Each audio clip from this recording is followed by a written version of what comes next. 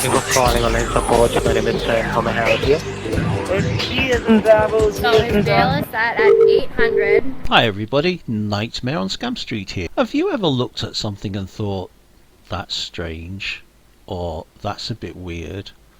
Well, that's exactly what I did when I started looking at the Anthony Micelli arrest following the meeting with Bristol Turtlechick.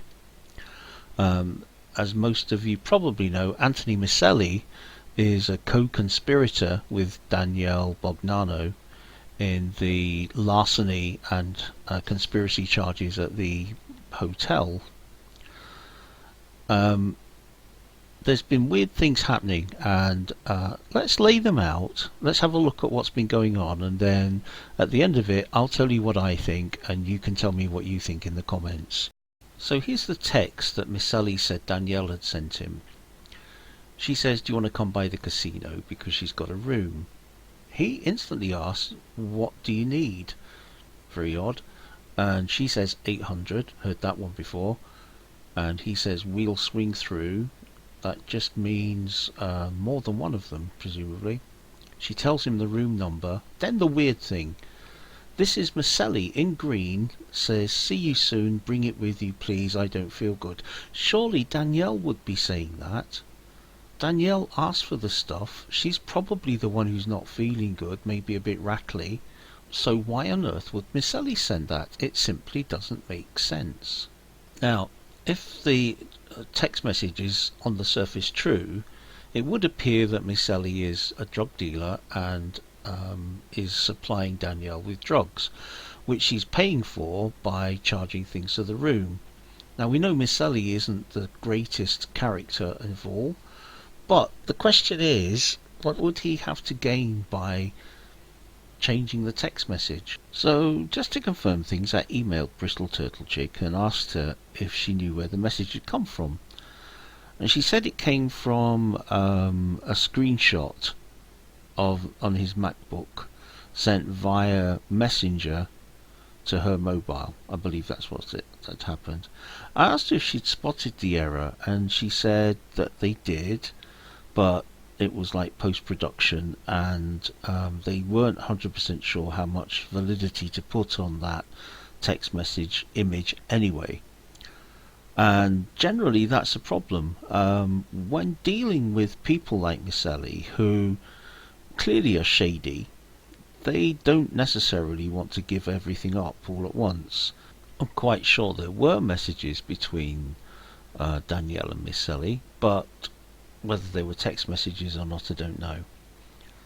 Even if they were text messages, apparently Micelli no longer has a phone. And this kid doesn't have a cell phone. He just does not own a cell phone anymore, apparently. So he calls me like from the restaurant phone. He's like, hey, where are you? I'm like, I'm outside. So this freaking mook in basketball shorts and like a Nike like sweatshirt with this flat brimmed hat comes waddling out with a freaking MacBook on.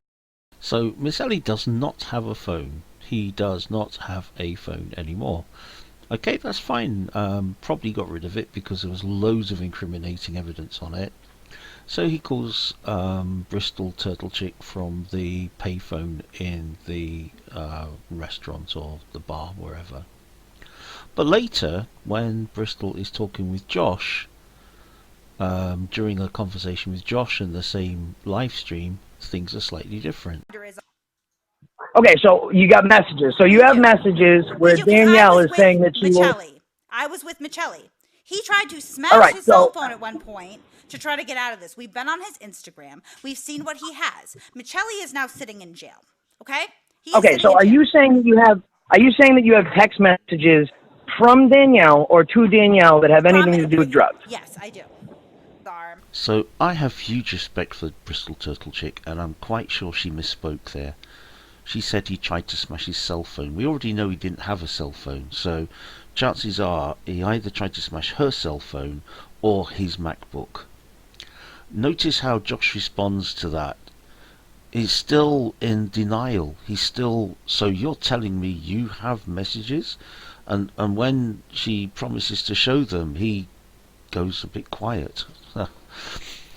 Poor Josh. I I'm beginning to wonder if Josh is actually just along for the ride here. Maybe Danielle's the brains behind the outfit. This next little clip is, I think, one of my favourites. Josh phones in to Bristol's chat and asks what's going on. Bristol's reply is impeccable. But there's a caveat to this, and once I've played you this little clip, I'll show you why she was wrong. What's going on? Well, what's going on? What's going on right now is we're administering the kill shot to your YouTube channel.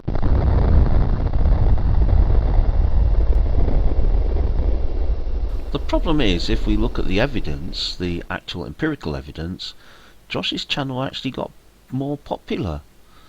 If you look at these two clips, these are from Social Blade. One was taken a couple of weeks ago, and it shows that he has 12,700 subscribers. One taken today, he's got 13,200 subscribers. My suspicion, though, is that the new subscribers are really there to see when the train wreck happens, and not necessarily to subscribe to Josh as a fine, upstanding guy that he is. So I've given you more No, than it's 24 not. hours. You're not delivering a kill shot to my YouTube channel because what you're referring to has nothing to do with me, and I'm not named in it. In fact, I was incarcerated at the time. No, you were. That's so why you weren't you're not- arrested. But that is your girlfriend who then went ahead and begged for your bail money that doesn't exist. Never did exist. Well, that's not. Now that's not accurate. However, Once again, Josh deflects the question. The $800 bail, that didn't exist. That's not accurate. However, if you want to talk about this, he is the master of the bomb-proof suit. Right, so I said at the beginning that I'd ask some questions at the end, and this is the first one. If Danielle, as Josh stated, was so poor that she was sleeping rough in her car, how could she afford to go to the casino? And if she was sleeping in a car, where did she get ready? Now, if we believe Micelli's text message screenshot, he showed no surprise whatsoever that Danielle was in a room at the casino, that she had a room. A room, by the way, that was $650 a night or so. He simply wasn't surprised at all. And the other thing about Micelli is, why did he know what she was asking him to bring her? When he said, "What do you need?" all she said was 800.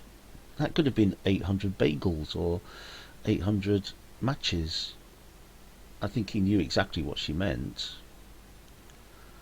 And he wasn't even surprised at being offered goods in exchange for cash.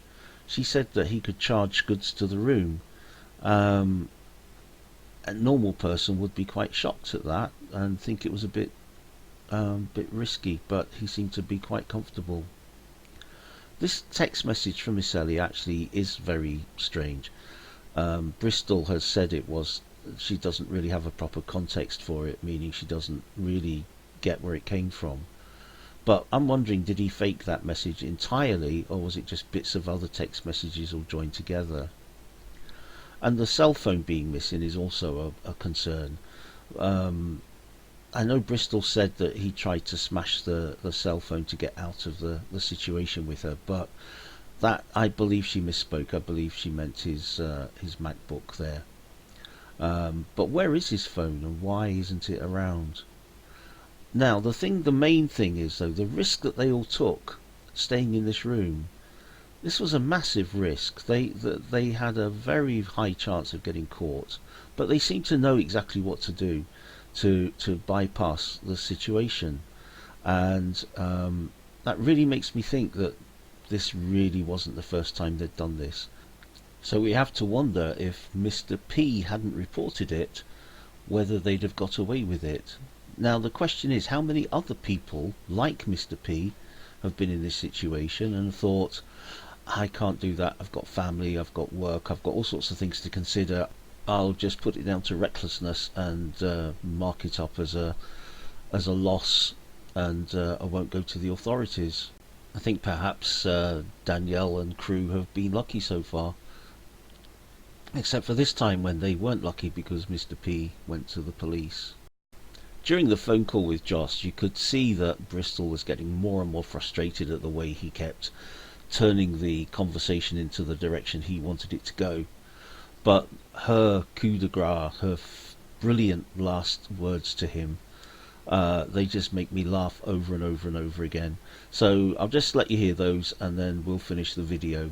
Thanks very much for watching. It's been great. Any other questions? Yes, one more. Josh, how does our Is ass it related taste? to this?